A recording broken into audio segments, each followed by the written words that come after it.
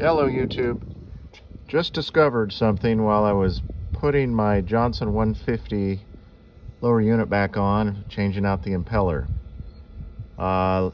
See a lot of different opinions on how to do things on YouTube, but I kind of figured something out as I was putting this back together. A couple things that I would recommend. If you don't have them already, a couple long Harbor Freight flathead. You'd at least need a flathead. I just use the Phillips for a lever. The other thing that was really helpful that I happen to have was a pair of surgical needle pliers. Something that will allow you to get onto the shift bar right there. Okay? What I discovered is you need help with alignment and moving it around a little bit. You can get in there and rotate the shift linkage with this, grab it with this. So this was real helpful. Okay, last thing is a very bright flashlight that you can fit down in there and see the linkage, see? Okay, so what I found is that I couldn't get the little pin. I'm sure if you've struggled by now, you're familiar with the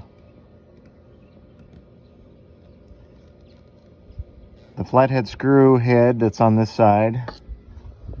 Can get a good picture of it.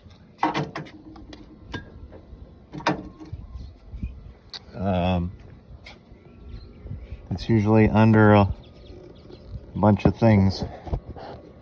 But anyway, it's on the left side. You don't need to take off the fuel pump. You don't need to take off carburetors. Definitely not a starter in this case. You just take that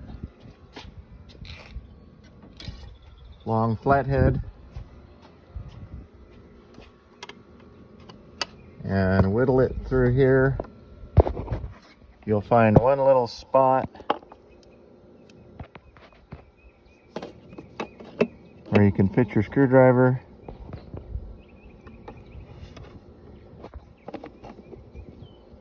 And loosen that head up under there, okay? All right. Now, that's what, if you've got everything loosened up off the lower unit, that's what finally lets it off, is when you loosen up that pin, which is the flathead screw or bolt. And then this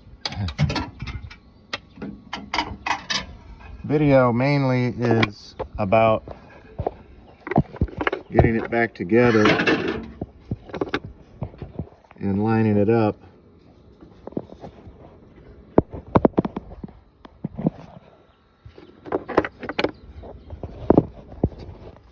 And as you probably know by now, it's really hard to video or see.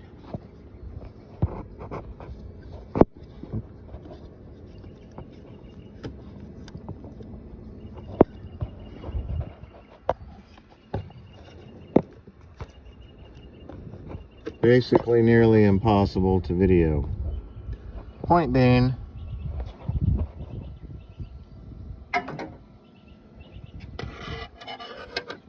you take your other long screwdriver, you can help brace and line up the holes to be able to get that pin back in there. You can use this area right here to rotate the shift linkage bar to get it into place. You do not need to loosen up the 7/16 nut at the front. Leave that alone. Simply back off the flathead nut that's on this side, up underneath, down there. So it'll let loose of the linkage to let it down. When you're putting it back together, that linkage should already backed up enough. Hopefully it's not falling out, but it's just sitting there.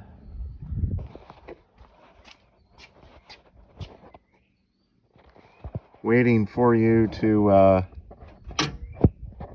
align the shift rod back in its spot.